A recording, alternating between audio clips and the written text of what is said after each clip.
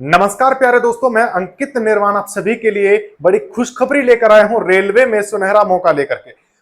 और उसमें मौके में क्या है कि आपके पास में क्या एलिजिबिलिटी होनी चाहिए सर, आईटीआई और 12th होनी चाहिए आपके पास में, या तो आईटीआई हो या 12th हो। आप इस कंडीशन में रेलवे में अपनी जॉब, अपना एक पद पक्का कर सकते हैं। और उस पक्का करने के लिए आपका क्या सहयोग होना है, क्या तरीका होना है, कैसे करना है, क्या आपके स्टेप्स होने वाले हैं, वो सारी की सारी चीजें मैं आपको बताने वाला हूं। ठीक है, अब देखिएगा यहां पर क्या है कि integral coach factory. Integral coach factory का मतलब है सर जहां पे देखिए कोच बोला जाता है जहां पर रेल को बनाया जाता है, रेलवे यार्ड। ठीक है, तो वो फैक्ट्री जहां पे रेल को बनाया जाता है उसको कहा जाता है integral coach factory. That means कि यहाँ पे आपके रेल के डिब्बे भी तैयार होंगे, रेल के इंजन भी तैयार होंगे, इनको मिलाकर के इंटीग्रल बोला जा गया है। अच्छा, ट्रेड अप्रेंटिस क्या कहना चाह रहा है सर? ये ट्रेड अप्रेंटिस में कहना चाह रहा है कि सर ऐसे बंदे हमको चाहिए जो अभी कम एक्सपीरियंस पे या जीरो एक्सपीरियंस पे हमारे यहाँ काम करें और हमारे यहाँ काम करके कुछ सीखें, काम कैसे करना कैसे नहीं करना, और उस सीखने का हम आपको पैसा देंगे। उसके बाद में क्या होगा कि जब बिल्कुल प्रॉपर तरीके से आप सीख चुके होंगे तब हम आपको आपका एक टेस्ट लेंगे, टेस्ट के बाद हम आपका सिलेक्शन करा देंगे, यू इसमें रेलवे में सिलेक्शन करा देंगे पक्का, डेफिनेटली। तो ये एक कह सकते हैं कि बिल्कुल इजिएस्ट वे होता है आप तक अप्रोच करने का, या फिर आपको एक इजिएस्ट वे दिया जाता है कि रेलवे में सिलेक्शन लेने का, जो कि होता है trade apprentice. Is it clear जी? इसमें वैकेंसीज कितनी है? तो सर इसमें वैकेंसी का तो आप ये मानकर चलिए कि वैकेंसी कुछ भी हो, ये हर 6 महीने या साल में कई कई बार निकल के आती हैं। तो इसमें आपको ये सुनहरा मौका है, लेकिन बच्चे क्या करते हैं, इसको जॉब मानते ही नहीं है।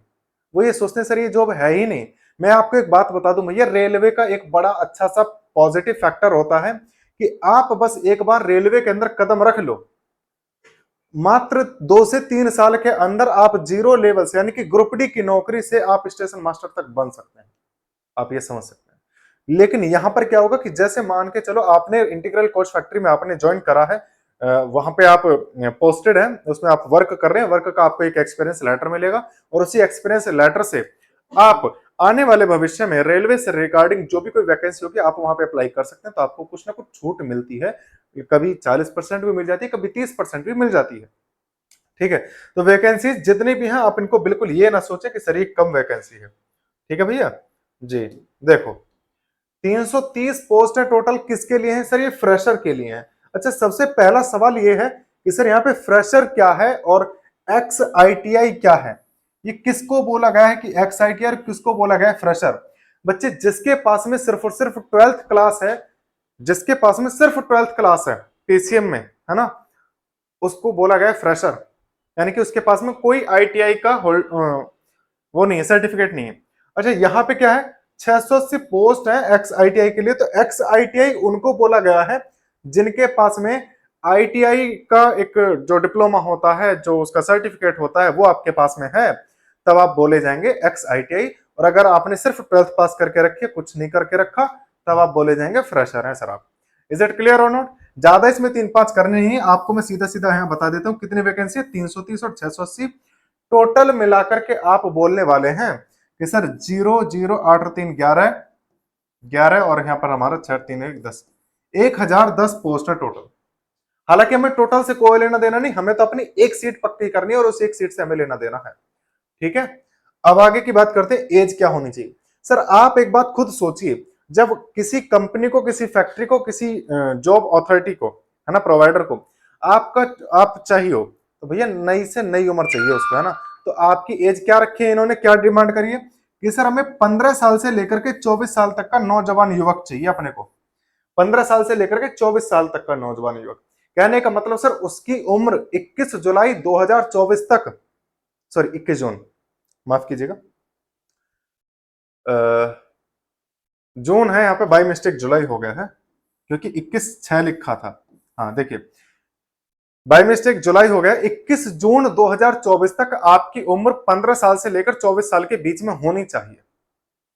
अगर आपकी उम्र, और मैंने उसको सिंपलीफाई करने के लिए मैंने कैलकुलेट करके लिख दी चीजें कि 21 जून 2000 तक आपकी जो उम्र है 24 साल, और 21 जुलाई, यानी कि इन 2 साल के बीच में, इन दो डेट ऑफ बर्थ के बीच में आपकी डेट ऑफ बर्थ होनी चाहिए कि 24 जून 2000 21 जून 2000 से लेकर के 21 जून 2009 के बीच में आपका डेट ऑफ बर्थ होना चाहिए। अगर इससे बाहर है तब आप नॉट क्वालिफाइड है।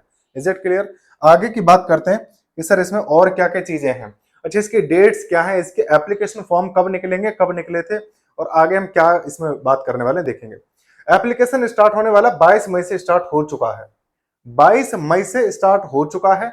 लास्ट डेट इसकी 21 जून है। आप खुद अंदाजा लगा लीजिए, आपको पूरे एग्जैक्ट 30 डेज का टाइम दिया जा रहा है इसको फॉर्म को फिल करने के लिए।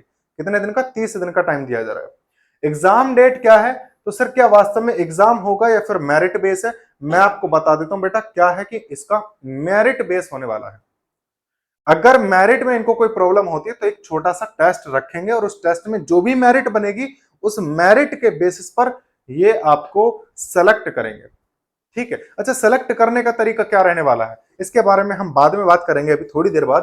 पहले बात कर लेते हैं कि जनरल, ओबीसी और ईडब्ल्यूएस के लिए कितनी पेमेंट देनी है। तो पेमेंट आपको देनी है 100 रुपीज, और ये सिर्फ बॉयज के लिए है। यहाँ पे आप देखेंगे जनरल, ओबीसी और ईडब्ल्यूएस, इनमें बॉयज के लिए आपको 100 रुपीज पेमेंट करनी है। बाकी इनसे अलग किसी को भी, चाहे वो महिलाएं हों या फिर वो एससी कैटेगरी से हो, एसटी कैटेगरी से हो, या फिर आप इसमें हैंडीकैप यानी कि फिजिकली हैंडीकैप जिसको पीएच बोलते हैं उससे रिलेट करते हैं, आपको कोई पेमेंट नहीं देना पड़ेगा। ठीक है। आगे की बात करते हैं बच्चे, इसमें क्या क्या हमें डिस्कस करनी है चीजें कि सिर्फ फ्रेशर किसको बोला गया है। वो ये रहा कि उसमें एलिजिबिलिटी क्या होनी चाहिए, आपकी योग्यता क्या होनी चाहिए और हताएं क्या होनी चाहिए आपकी, वो यहाँ पे आपको क्लियरली दिखा रखा है। क्या है कि class 10 high school with 50 marks and science maths as a subject in 10+2 level. यानी कि इसने फ्रेशर उन्हीं को बोला है जिन्होंने 10th के बाद में 12th करी है, और 10th में कितने परसेंट चाहिए इनको? कम से कम 50% तो चाहिए। और 12th पे, 12th का मतलब 10+2 जिसको हम बोलते हैं। ऐसे सवाल आता होगा सर 10+2 क्यों बोला जाता है, सीधा 12th ही क्यों ना कर देते हैं? सीधा 12th इसलिए नहीं करा कि ऐसा कई बार कभी क्या होता है कि अलग अलग स्टेट्स में क्या सीन बना रखे हैं कि जी कहीं पे 10th को बोर्ड माना गया कि कहीं पे नहीं, तो इन्होंने कहा कि ऐसे वो होना चाहिए एजुकेशन की पॉलिसी जहां पे 10th को बोर्ड माना गया हो और उसके बाद 2 जोड़ करके यानी कि अगली दूसरी साल में भी बोर्ड माना गया हो, इसीलिए इसको 10+2 रखा जाता है ना, 12th ना लिख करके। तो math as a subject in 10+2 level, यानी कि 10+2 में लेवल में आपको साइंस और मैथ भी एज ए मेन सब्जेक्ट होने चाहिए। क्या परसेंटेज है इससे कोई लेना देना नहीं, आप अपेयरिंग में भी इसको डाल सकते हैं, इसका मतलब सीधा ये है। ठीक है।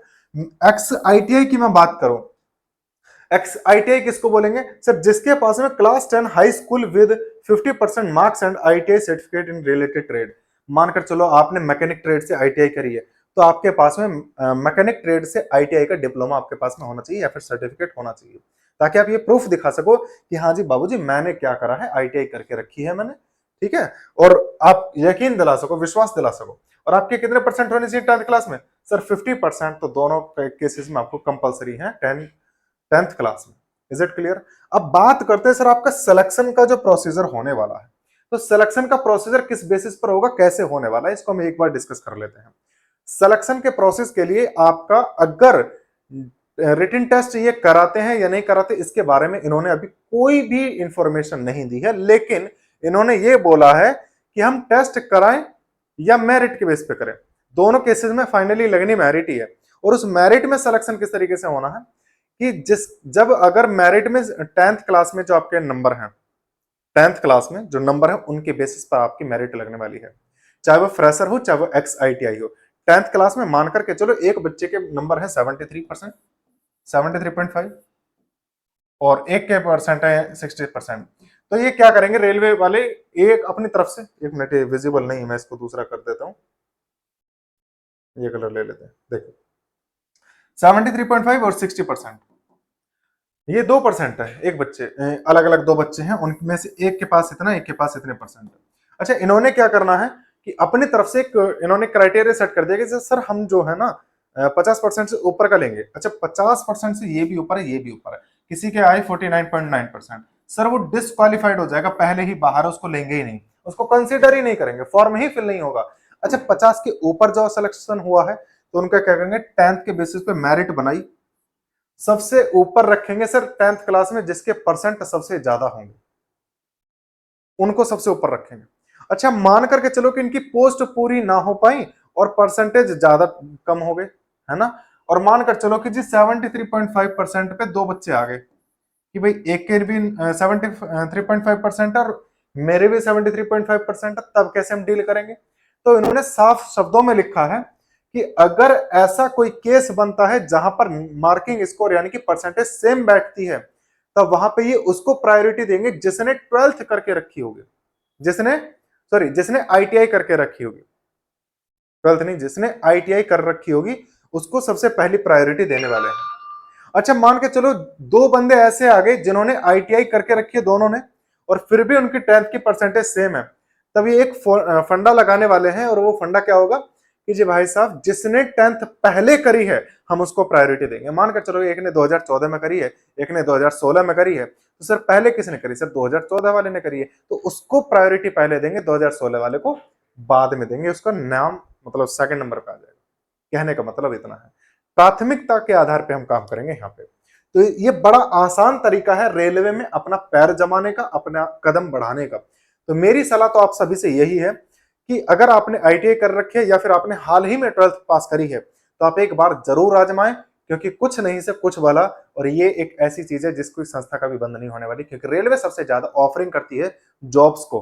ठीक है, एक बार आप पैर जमा लो रेलवे में, उसके बाद धीरे धीरे धीरे धीरे अंदर ही अंदर कनेक्शन बनते जाते हैं, आपका सिलेक्शन कोई नहीं रोक सकते, सबसे सुनहरा मौका होता है। इसीलिए मैंने बोला है कि भैया रेलवे में बड़ा सुनहरा मौका है। ठीक है, मेरी बात अगर आपको समझ में आ गई तो ठीक है, और जितनी भी आपको डिटेल में जानकारी चाहिए कि सर हमें इसकी बिल्कुल पूरा डिटेल में जानकारी चाहिए, तो रेलवे का खुद का एक अपना पीडीएफ है, वो मैंने टेलीग्राम चैनल पे डाल रखा। टेलीग्राम चैनल का मैं नाम बता देता हूं आपको, निर्वाण कंपटीशन गुरुकुल, निर्वाण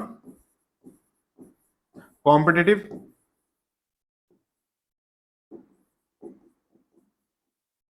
गुरुकुल, इस नाम से आपको टेलीग्राम चैनल पे इसकी पीडीएफ मिल जाएगी, और उस पीडीएफ का नाम होने वाला है ट्रेड अप्रेंटिस आईसीएफ, ऐसे करके मैंने नाम लिखा हुआ है। ठीक है, चलिए मिलते हैं आपसे, फिर मुलाकात होगी। जय हिंद, जय भारत।